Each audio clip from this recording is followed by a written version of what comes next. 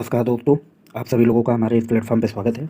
आज इंग्लिश की ये पहली क्लास है। हम लोग एकदम बेसिक से इंग्लिश सीखने वाले हैं। जो भी बच्चे वीक है, जिनको इंग्लिश एकदम नहीं आती, वो भी इंग्लिश को बहुत इजी वे में सीख सकते हैं। हम लोग आज एकदम बेसिक इंग्लिश स्टार्ट करने वाले हैं। बेसिक से लेके हम लोग एडवांस लेवल तक की इंग्लिश पढ़ेंगे। तो सबसे पहले हम समझते हैं लेटर्स। लेटर्स क्या होती है, ठीक है। तो क्या है, smallest unit of a language. किसी भी लैंग्वेज की, किसी भी भाषा की जो सबसे स्मॉलेस्ट यूनिट होती है, सबसे छोटी इकाई होती है, उसी को हम क्या कहते हैं, लेटर्स कहते हैं। जैसे ए, बी, सी, ठीक है, डी, ई, ये सब क्या है, हमारे लेटर्स है। इंग्लिश अल्फ़ाबेट वर्णमाला कंसीडर आप 26 लेटर। इंग्लिश वर्णमाला जो होता है उसमें कितने लेटर्स होते हैं, 26 लेटर होते हैं, ठीक है। अंग्रेजी वर्णमाला में कितने लेटर्स होते हैं, 26 लेटर होते हैं। तो जिसमें 21 हमारा कॉन्सोनेंट होता है, व्यंजन, और 5 हमारे वावेल्स होते हैं। भाई हमने ये जो पीपीटी बनाया हुआ है, इंग्लिश हिंदी दोनों लैंग्वेज में है, ठीक है। इंग्लिश मीडियम के अगर बच्चे होंगे तो उन्हें भी कोई प्रॉब्लम नहीं आएगी, अगर हिंदी मीडियम के बच्चे हैं तो उनके लिए भी कोई प्रॉब्लम नहीं आएगी। ज़्यादातर हमने इंग्लिश का यूज़ किया है, लेकिन हाँ, उसको हमने अपने हाथों से हिंदी में लिख रखा है, ठीक है। तो अब समझते हैं वर्णमाला। वर्णमाला क्या है कि अंग्रेजी वर्णमाला में 26 अक्षर होते हैं, ठीक है। तो जिसमें 21 हमारा व्यंजन होता है और 5 हमारा वावेल होता है, 5, ठीक है। तो कॉन्सोनेंट और वावेल समझ में आया। अब यहाँ देख लो, ए, ई, आई, ओ, यू, ये जो 5 है, ये जो 5 है, ये हमारा क्या है, वावेल है। बाकी B, C, D, F, G, H, J, K, L, M, N, P, Q, R, S, T, V, W, X, Y, Z, ये सब क्या है, कॉन्सोनेंट है। क्लियर। इंग्लिश में साउंड 44 होते हैं और 25 काउंटेबल साउंड, कॉन्सोनेंट साउंड, और 19 जो होते हैं वावेल साउंड होते हैं, ठीक है। आगे हम चलते हैं। Letter we make word. कई लेटर, छोटे छोटे अक्षर मिलके क्या बनाते हैं, एक शब्द बनाते हैं। जैसे देखो, राम। राम क्या है, 3 लेटर से मिलके बना है, जिसमें R 1 letter, A 2 letter, M 3 letter. 3 letter मिला के, 3 लेटर से मिला के क्या बने हैं, ये एक वर्ड हो गया, ठीक है। कोलकाता। कोलकाता में देखो, 1 लेटर, 2, 3, 4, 5, 6, 7, 7 लेटर्स को मिला के क्या क्या है, कोलकाता एक वर्ड्स बना है, ठीक है। तो हम कह सकते हैं कि वर्ड्स क्या है, वर्ड्स की डिफिनेशन देखो यहाँ लिखी गई है कि a word is a meaningful collection of letter. Meaningful, कोई अर्थ देता हो, ऐसा नहीं कि आप कोई भी अक्षरों को इस तरह लिखें कि वो कोई अर्थ ही ना दे, ठीक है। हमें अक्षरों को इस क्रम में लिखना होता है कि वो कोई मीनिंगफुल अर्थ दे। जैसे काऊ, काऊ मतलब गाय होता है, तो एक मीनिंगफुल अर्थ निकल रहा है, ठीक है, इस सीक्वेंस में रखने पे वर्ड को। तो इसलिए इसको हम क्या बोलेंगे, वर्ड बोलेंगे, ठीक है। तो वर्ड की क्या डिफिनेशन हुई, a word is meaningful collection of letter. एक शब्द जो मीनिंगफुल अर्थ देता हो, लेटरों का ऐसा समूह जो एक मीनिंगफुल अर्थ देता हो, उसी को हम क्या कहते हैं, शब्द कहते हैं, ठीक है। Word are categorise into 9 part. Word जो भी शब्द होते हैं, इनको 9 पार्ट में कैटेगराइज किया गया है। We called them part of speech. इसी को हम क्या कहते हैं, पार्ट ऑफ स्पीच कहते हैं। क्लियर। तो 9 पार्ट ऑफ स्पीच होते हैं। आप लोग बहुत किताब में पढ़ोगे तो उसमें क्या होगा, 8 पार्ट ऑफ स्पीच लिखा होगा। बहुत लोग डिटरमिनर को पार्ट ऑफ स्पीच नहीं मानते, लेकिन हम डिटरमिनर को भी पार्ट ऑफ स्पीच मानते हैं, ठीक है। तो हमारे कितने पार्ट ऑफ स्पीच हो जाते हैं, 9 पार्ट ऑफ स्पीच होते हैं। नाउन, प्रोनाउन, उसके बाद determiners, adjective, adverb, verb, conjunction, preposition, interjection, ठीक है। हमने ये जो छोटे छोटे बॉक्स बनाए हुए हैं, इस बॉक्स में काफ़ी इन्फॉर्मेशन चीज़ें लिखी गई हैं, इन्फॉर्मेटिव चीज़ें लिखी गई हैं। आप लोग इसको ज़रूर याद रखिएगा। जैसे ये देखिए, an old rule. Old rule क्या कहता है, सम पीपुल से डैट, कुछ लोग कहते हैं कि there are only 8 part of speech, केवल 8 ही पार्ट ऑफ स्पीच होते हैं, लेकिन they don't could and determiners part of speech. वो क्या है, डिटर्मिनर को पार्ट ऑफ स्पीच में कंसिडर नहीं करते हैं, ठीक है। इसीलिए लेकिन मॉडर्न इंग्लिश में determiners are treated as a separate part, ठीक है।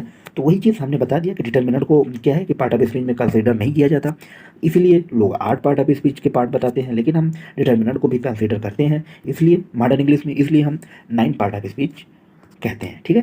पार्ट ऑफ स्पीच कितने होते हैं, 9 होते हैं। क्लियर। आगे चलते हैं भाई, सेंटेंस, ठीक है।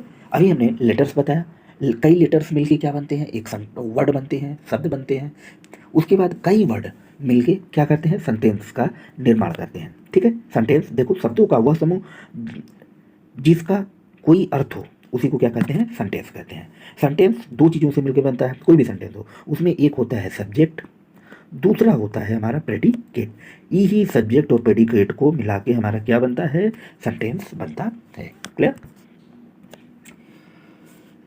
अब देखो, सेंटेंस को हम 5 भागों में डिवाइड किए हैं। पहला सब्जेक्ट हो गया, दूसरा वर्ब हो गई, कोई भी सेंटेंस होगा उसमें क्या होगा, सब्जेक्ट होगा, सब्जेक्ट को हिंदी में बोलते हैं कर्ता, ठीक है। दूसरा क्या होगा, वर्ब होगा, वर्ब मतलब क्रिया। तीसरा क्या होगा, ऑब्जेक्ट होगा, ठीक है।